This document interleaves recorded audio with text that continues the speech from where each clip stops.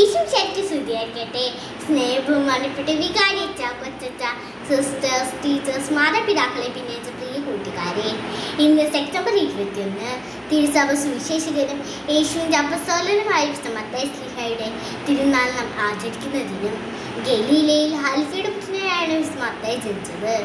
ലേവി എന്നായിരുന്നു അദ്ദേഹത്തിൻ്റെ ആദ്യത്തെ പേര്. അദ്ദേഹം ഒരു യഹൂദനായിരുന്നു. ചുങ്കം പിരിക്കുക എന്നതായിരുന്നു അദ്ദേഹത്തിൻ്റെ ജോലി.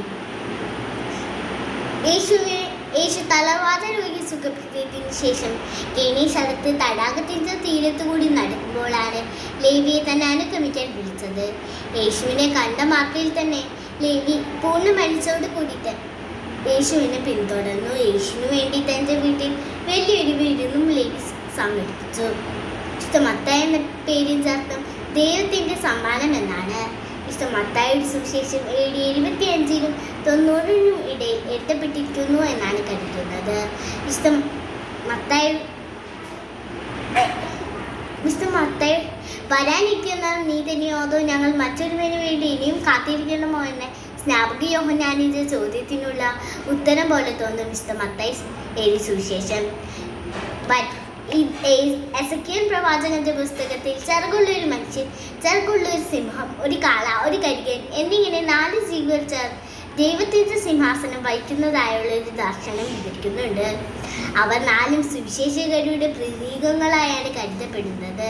വിശുദ്ധ മത്തായി ശ്ലീഹായുടെ പ്രതീകം മനുഷ്യനാണ്. വിശുദ്ധ മത്തായി ശ്ലീഹ ആദ്യം യൂദയായാലും പിന്നീട് പാലസ്തീനായാലും സുവിശേഷം പ്രസംഗിച്ചു.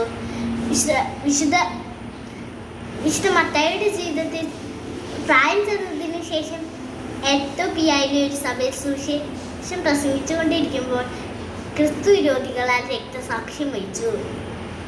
വിശുദ്ധ മത്തായി ശ്ലീഹായുടെ ജീവിതത്തെ ചൂണ്ടിക്കാണിച്ചുകൊണ്ട് ബെന്നിക് പാപ്പ പറയുന്നത് ഇപ്രകാരമാണ്: വിശുദ്ധിയിൽ നിന്ന് അകന്നു നിൽക്കുന്നവർക്ക് ദിവ്യകാരുണ്യം വഴി ജീവിതത്തിൽ അത്ഭുതകരമായ മാറ്റങ്ങൾ വരുത്തുവാനുള്ള ഒരു മാതൃകയാണ് വിശുദ്ധ മത്തായിയുടെ ജീവിതവും സുവിശേഷം. തൻ്റെ ജീവിതം ഈശോയുടെ സുവിശേഷം പ്രഘോഷിപ്പിക്കുവാനും യേശുവിൻ്റെ ദൗത്യത്തിനു വേണ്ടി ചെലവഴിച്ച വിശുദ്ധ മത്തായി ശ്ലീഹായുടെ ഈ തിരുനാളിൽ നിങ്ങൾക്ക് ആശംസിച്ചുകൊണ്ട് നിർത്തുന്നു. നന്ദി, നമസ്കാരം.